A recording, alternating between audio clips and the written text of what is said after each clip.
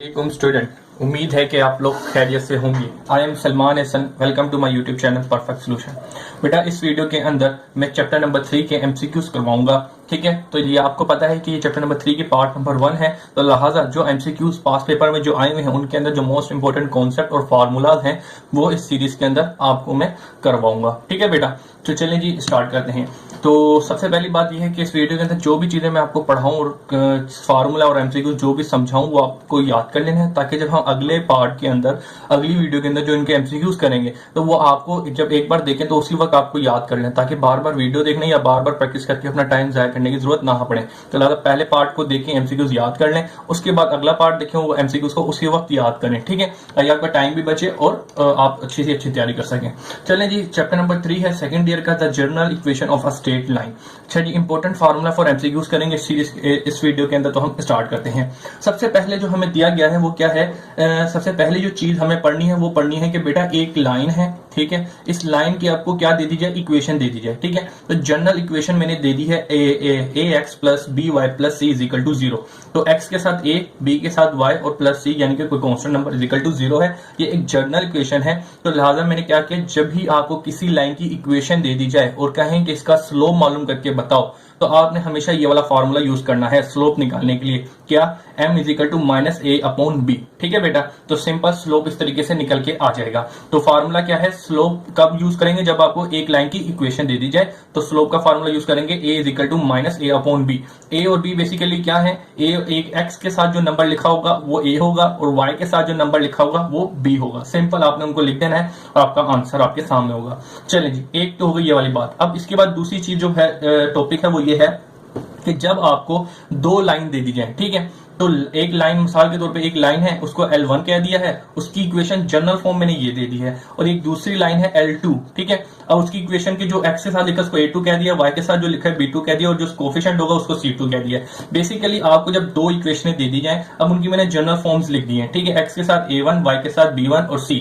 इसी तरह दूसरी इक्वेशन है तो उसके साथ x के साथ जो लिखा है उसको A2, y के साथ जो लिखा हुआ B2 और C2 कांस्टेंट नंबर। ठीक है, अब ये दो लाइनें अगर एक दूसरे से क्या होंगी, when both line are parallel. ठीक है, तो ये कंडीशंस होती हैं, ये जो आपके एमसीक्यूज में अक्सर आती हैं कि डायरेक्ट ये कंडीशन याद करने और अक्सर आपको वैल्यू भी पुट करके निकालनी पड़ती है, और आपने एक्सरसाइज में तो यकीनन क्या होगा, लेकिन आपके एमसीक्यूज के लिए दो कंडीशन जो होती हैं बड़ी ही इंपॉर्टेंट है, जो आपको याद होनी चाहिए। ठीक है, तो क्या है, जब दो लाइन दी जाए और दो लाइन की इक्वेशन दे दी जाए, तो जब दो लाइनें क्या होंगी, एक दूसरे के पैरेलल होंगी, line 1 parallel to the line 2। Parallel का मतलब क्या होता है, दोनों एक दूसरे के इक्वल हैं, यानी कि ये जिस तरह एक डायरेक्शन में होगा उसी डायरेक्शन में ये भी होगा, लेकिन एक दूसरे से कोई कांसिडेंस नहीं करोगे, कोई टेढ़ी नहीं होगी। जैसा ये यूं है और दूसरी लाइन ये इसके बिल्कुल यूं टच नहीं करोगे, बिल्कुल एक दूसरे से पैरेलल की कंडीशन में आएंगे। ठीक है, इस तरीके से। तो उम्मीद है ये चीज आपकी क्लियर होगी। तो पैरेलल जब होंगे तो A1 को मल्टीप्लाई करेंगे B2 minus A2 multiply by B1 is equal to 0। आपने यहां से A1 B1 और A2 B2 की वैल्यू मालूम करनी है और इधर पुट करेंगे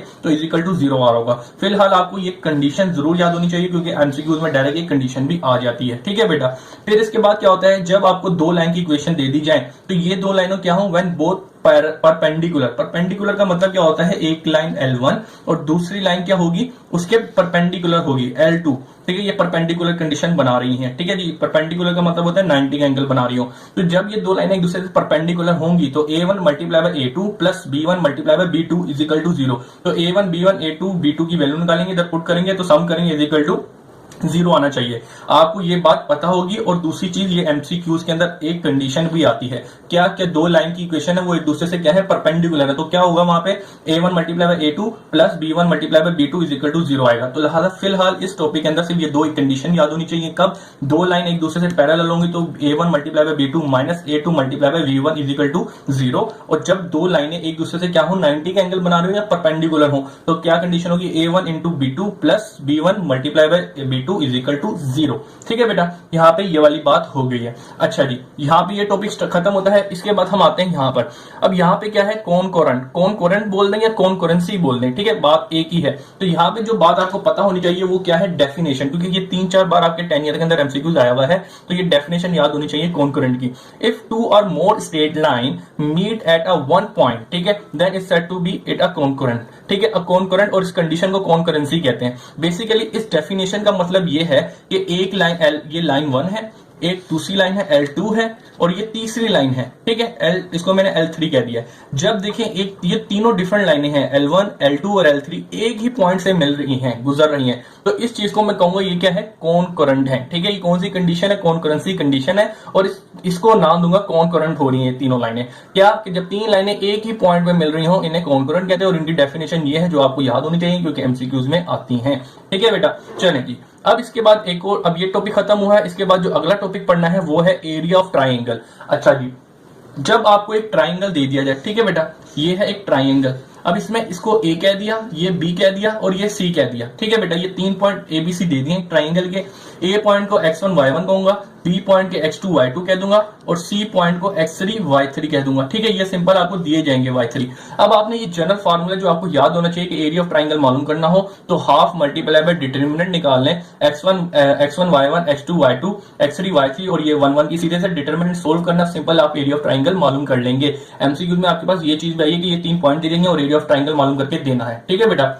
तो ये चीज भी आपको याद होनी चाहिए। अच्छा, फिर एक टॉपिक ये खत्म हुआ और इसी के साथ दूसरी चीज जो इसी के साथ जुड़ी हुई है कि एरिया ऑफ ट्राइंगल एबीसी, यानी कि जो आपने एरिया ऑफ ट्राइंगल निकाला है ABC when a collinear is equal to 0। ये आपको याद होना चाहिए कि जब एरिया ऑफ ट्राइंगल क्या होती है, कोलिनियर। कोलिनियर का मतलब होता है कि इसकी जो तीनों पॉइंट है एक ही एक्सिस पे लाई कर रहे हो, एक्स एक्सिस पे लाई, या तीनों पॉइंट की एक्स एक्सिस पे दिए हो, वाई एक्सिस के पॉइंट दिए हो या जेड एक्सिस पे लाई कर रहे हो, तो उसको बोलते हैं द ट्राइंगल इज कोलिनियर। तो जब एक ट्राइंगल कोलिनियर होता है तो एरिया ऑफ ट्राइंगल हमारा 0 निकलता है, ठीक है बेटा। तो लिहाजा आपने क्या करना है, एरिया ऑफ ट्राइंगल जो निकालेंगे वो इजिकल टू 0 आ जाएगा, और यह चीज आपके एमसीक्यूज में भी आई हुई है 3-4 मरतबा। तो लिहाजा ये चीज मैंने स्पेशली यहां पे लिख दी है कि area of triangle when a collinear is equal to 0, तो एरिया ऑफ ट्राइंगल 0 हो जाता है, सिंपल। ओके बेटा, यहां पे भी एक चीज हमारी खत्म हो गई। अब अगला टॉपिक क्या है, फॉर्म ऑफ इक्वेशन। ये भी बेटा आपके एमसीक्यूज में आई हुई है, तो जरा इसको समझ लें ताकि वहां पे आप कंफ्यूज ना करें। बेसिकली आपको एक जनरल इक्वेशन लिख ली है। क्या लिखी है, एक्स के साथ a plus y y plus C is equal to 0। X के साथ जो लिखा है वो a है, y के साथ जो कोफिशिएंट बेसिकली इनको बोलते हैं, कोफिशिएंट जो लिखे हुए हैं वो x के साथ a लिखा है, y के साथ b लिखा है और c एक कांस्टेंट नंबर है और इज इक्वल टू 0, ठीक है। अब ये एक लाइन की इक्वेशन है। अब मुझे ये कहेगा कि एक लाइन है उसकी इक्वेशन ये है, बताएं कि अगर इससे एक लाइन पैरेलल होगी तो उसकी इक्वेशन क्या बनेगी। तो ये इक्वेशन बनाने का एक फार्मूला है जो आपको समझ आना चाहिए, याद होना चाहिए। क्या है वो बता देता हूं। जब एक लाइन दूसरे लाइन के पैरेलल होगी तो एक्स एक्सिस का कोफिशिएंट और वाई एक्सिस का कोफिशिएंट बिल्कुल सेम होगा, ठीक है। तो लिहाजा आपने क्या करना है, A X plus B Y plus C2 is equal to 0। अब जरा देखिएगा, ए ही रहा, बी ही रहा और जो कोफिशिएंट C होगा वो यहाँ पे 2 बन गया। इसी तरीके से ये एक लाइन थी पैरेलल थी तो उसके कोफिशिएंट सेम रहेंगे, सिंपल। अब इसी तरीके से आपको बोल दिया जाएगा कि एक लाइन है उसकी इक्वेशन ये है, ऐसी इक्वेशन बताओ कि दूसरी इक्वेशन मालूम करो जो उससे परपेंडिकुलर हो, तो उसकी इक्वेशन क्या होगी। तो बेसिकली आपने क्या करना है, जरा देखिएगा क्या होगा, सिंपल।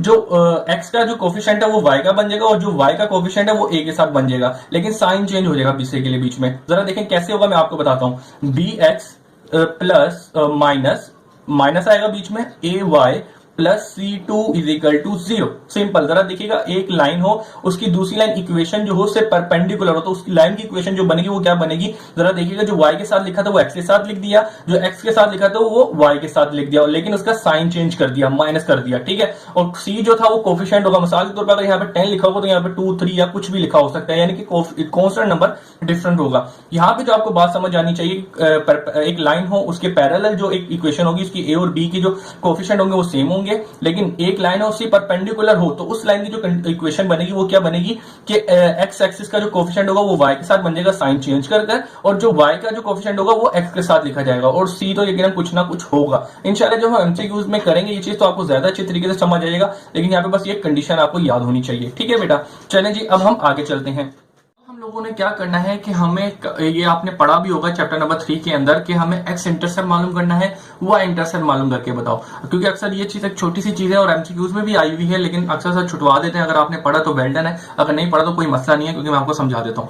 बेसिकली आपको एक इक्वेशन दे दी जाएगी और इसमें बोलेगा एक्स इंटरसेप्ट मालूम करके बताओ। एक्स इंटरसेप्ट बेसिकली क्या होता है कि एक लाइन जो एक्स एक्सिस से गुजर रही हो तो उसको बोलेंगे उसके अंदर एक्स इंटरसेप्ट फॉर्म पाया जाएगा, और जब एक लाइन वाई एक्सिस को टच कर रही हो तो उसको बोलेंगे इधर वाई इंटरसेप्ट कर रही है, ठीक है। है। तो अब क्या करना है, एक्स इंटरसेप्ट मालूम करें और वाई इंटरसेप्ट मालूम करें। तो आपको एक इक्वेशन दे दी जाएगी और बोलेगा इसका मुझे क्या मालूम करके बताएं, एक्स इंटरसेप्ट मालूम करके बताएं। तो आपको ये बात याद होनी चाहिए कि एक्स इंटरसेप्ट जब भी मालूम करना हो किसी इक्वेशन के अंदर, उधर क्या करेंगे, वाई की वैल्यू 0 पुट करेंगे। ठीक है, क्या करेंगे, एक्स जब भी इंटरसेप्ट मालूम करना हो वहां पे वाई की वैल्यू 0 पुट कर देंगे इक्वेशन के अंदर, और एक्स की वैल्यू जो हम मालूम करेंगे वो हमारे पास एक्स इंटरसेप्ट होगा। ठीक है बेटा, चलेंगे जरा यहाँ पे देखें। अब जरा देखिए ये पूरी इक्वेशन है 2x प्लस 4y। अब y की वैल्यू क्या डालनी है, 0 डालनी है, क्योंकि आपको एक्स इंटरसेप्ट फॉर्म मालूम करना है, और बाकी की पूरी इक्वेशन ऐसी की ऐसी ही रहेगी। तो 4 को मैंने 0 से मल्टीप्लाई किया, 0, 6 इज इक्वल टू 0, तो ये 2 is equal to 0 plus 6 is equal to 0 बचा। अब मुझे यहाँ से x की वैल्यू चाहिए, तो ये प्लस का 6 इधर जाके माइनस का हो गया।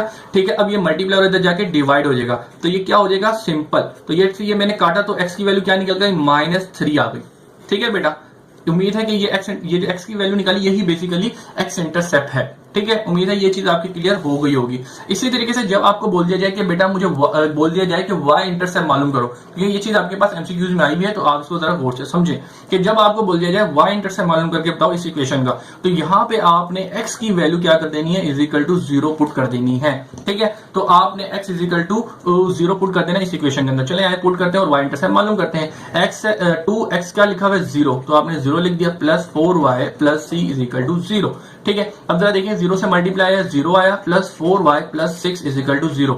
ठीक है, अब ये 0 खत्म हो जाएगा, तो 4y plus 6 is equal to 0। अब आप यहां से y की वैल्यू मालूम करें, तो जरा देखिएगा ये माइनस का 6 हो जाएगा उधर जाके, और ये 4y ऐसे का ऐसे रहेगा। ये क्योंकि आपको यहां से y की वैल्यू चाहिए, तो ये 4 मल्टीप्लाई और इधर जाके डिवाइड हो जाएगा, तो क्या होगा, 6/4 बन जाएगा। अब आप यहाँ पे क्या करेंगे, ये कैंसिलेशन करी तो जरा काटा तो ऊपर 3 आ गया और नीचे 2 आ गया। आपने 2 के टेबल से काटा तो ये माइनस का माइनस रहेगा। तो इस तरीके से आपने जो y की वैल्यू निकाली वो क्या है, -3/2। तो बेसिकली ये y की वैल्यू क्या है, y इंटरसेप्ट है। ठीक है, तो इस तरीके से x इंटरसेप्ट और y इंटरसेप्ट निकालते हैं कि जब आपको x इंटरसेप्ट निकालना तो इक्वेशन के अंदर y की वैल्यू 0 पुट कर देंगे और वहां से x की वैल्यू निकाल लेंगे। जब आपको y इंटरसेप्ट मालूम करना होगा तो आप x की वैल्यू इक्वेशन के अंदर 0 पुट कर देंगे और वहां से y की वैल्यू मालूम कर लेंगे। ठीक है बेटा, यहाँ पे उम्मीद है ये चीज आपकी क्लियर हो गई होगी। अब हम लोग उम्मीद है ये चीज आपकी क्लियर हो गई होगी। अब हम चलते हैं अगला टॉपिक, वो पढ़ना है combination form of two lines. अब बेटा अगर आप 2021 के अंदर पेपर दे रहे हैं तो ये वाला टॉपिक छोड़ दें, क्योंकि ये जो चीज है आपकी इस बार सिलेबस के अंदर नहीं है। ठीक है, तो आप यहाँ पे वीडियो खत्म कर सकते हैं, लेकिन आपका शौक है पढ़ने का तो आप यकीनन देख लें, क्या आपको फायदा होगा यकीनन, या आपने फ्यूचर में टीचिंग करनी है या कुछ करना है तो आपको बहुत आसानी रहेगी। चलें जी, अब जरा देखें, अब इसके अलावा जो एयर के बच्चे हैं वो तो समझेंगे तो समझ लें। तो combination form of two lines, ठीक है, तो आपको कभी भी combination form of two line का मतलब ये है कि 2 लाइनें होंगी। ठीक है, एक लाइन 1 है उसकी इक्वेशन दी गई और दूसरी लाइन होगी L2 उसकी इक्वेशन दी जाएगी। इन दोनों की जनरल फॉर्म ऑफ इक्वेशन, यानी इन दोनों को 2 इक्वेशन होगी, उनकी कॉम्बिनेशन करके उन दोनों लाइन की इक्वेशन को एक लाइन में जो लिख देंगे उसको बोलेंगे combination form of two lines. तो बेसिकली उसकी जो जनरल फॉर्म होती है वो ये है, 2x² plus 2hxy plus by² is equal to 0। ठीक है बेटा, तो ये एक जनरल फॉर्म होती है जो आपको याद होनी चाहिए। ax² plus 2hxy plus by² is equal to 0। सही है बेटा, ये आपको कंडीशन याद होनी चाहिए। इक्वेशन की अक्सर आ जाती है, combination form of general equation क्या होती है वो ये होती है। ठीक है, अब इसके बाद क्या होता है कि ये जब ये दोनों लाइनें एक दूसरे से क्या होती है, इनकी कंडीशन होती है वो याद होनी चाहिए, क्योंकि एमसीक्यू में ये कंडीशन डायरेक्ट आ रही होती है। सबसे पहले क्या है, व्हेन लाइंस आर कोइंसिडेंट। ठीक है, जब ये 2 लाइनें एक दूसरे से क्या हो रही है, कोइंसिडेंट कर रही हो, यानी कोइंसिडेंट का मतलब होती है एक पॉइंट पे मिल रही हो, ये लाइन 1 हो और ये लाइन 2 हो। जब ये 2 लाइन एक पॉइंट पे मिल रही होंगी तो इसका मतलब क्या होगा, ये कोइंसिडेंट कर रही हैं, एक जगह पे मिल रही हैं। तो इसके अंदर कंडीशन मालूम करने की हमें कैसे पता चलेगा, हम क्या करेंगे, h² minus a multiply by ab is equal to 0 आएगा, तो हमारे पास ये पता चल जाएगा ये दोनों लाइन एक दूसरे से क्या कर रही हैं, कोइंसिडेंट कर रही हैं। जब ये 2 लाइनें जब ये 2 लाइनें क्या होंगी, एक दूसरे होंगी, तो फिर क्या होगा, a plus b is equal to 0 आ जाएगा। ठीक है, बेसिकली आपको क्या है, a plus b is equal to 0 आ जाएगा। बेसिकली आपको क्या होगा कि एक इक्वेशन दे दी जाएगी, उधर से आपको a की, b की और h की वैल्यू मालूम करनी होगी। x के साथ जो लिखा होगा वो a है, y के साथ जो लिखा होगा वो b है, और h की वैल्यू निकालने का एक तरीका है, जब इंशाल्लाह सॉल्यूशन आएगा तो मैं आपको समझा दूंगा। तो क्या है कि यहाँ पे आप वैल्यू पुट करेंगे और आप आंसर निकाल देंगे, लेकिन ज्यादातर जो आपके एमसीक्यूज में आया हुआ है वो ये कंडीशंस आई हैं, तो इन कंडीशन को आप याद कर लें। h² is equal to minus ab is equal to 0 कब होगा, जब 2 लाइनें एक दूसरे से कोइंसिडेंट कर रही हो, और a plus b is equal to 0 कब होगा, जब 2 लाइनें क्या हो, वो परपेंडिकुलर। सिंपल। ठीक है बेटा, अब एक और चीज आ जाए बेसिकली ये कॉम्बिनेशन फॉर्म के फार्मूले हम पढ़ रहे हैं, ठीक है बेटा। तो अब जब दो लाइनें हो, वो दो लाइनें एक दूसरे से क्या हो रही होंगी, कोइंसिडेंट हो रही होंगी, लाइन 1 और लाइन 2, तो यकीनन एक दूसरे से ये एंगल भी बना रही होंगी। तो ये एंगल मालूम करने के लिए आपको बेसिकली ये वाला फार्मूला भी याद होना चाहिए। तो एंगल बिटवीन लाइंस, तो इसका फार्मूला क्या होगा, 2 square root h square minus A B upon A plus B. Basically आप जनरल इक्वेशन से वैल्यू डालेंगे और निकालेंगे और यहाँ पे पुट कर देंगे, ए बी और h की वैल्यू सिंप्लीफाई करेंगे और ये टेंजेंट मालूम कर लेंगे। लेकिन आपको बोला गया कि एंगल मालूम करके बताएं, तो एंगल मालूम करने के लिए आपने क्या करना होगा, टेंजेंट का इनवर्स ले लेंगे। यकीनन कोई ना कोई वैल्यू आएगी, 2 = h square minus A B upon A plus B, ठीक है। तो आपने सिंपल एंगल मालूम करना, उसका इन्वर्स कर देंगे, तो ये चीज भी आपको यूज करनी पड़ेगी, ठीक है बेटा। तो यहां तक उम्मीद है कि आपको सारी चीजें पता होंगी। अगर कुछ कंफ्यूजन हो तो आप एमसीक्यूज में कोई भी कंफ्यूजन हो तो आप कमेंट में पूछ लें, और इसके अलावा फॉर्मूले जरूर याद कर लें, क्योंकि आपको आगे ये काम आएंगे। अल्लाह हाफिज।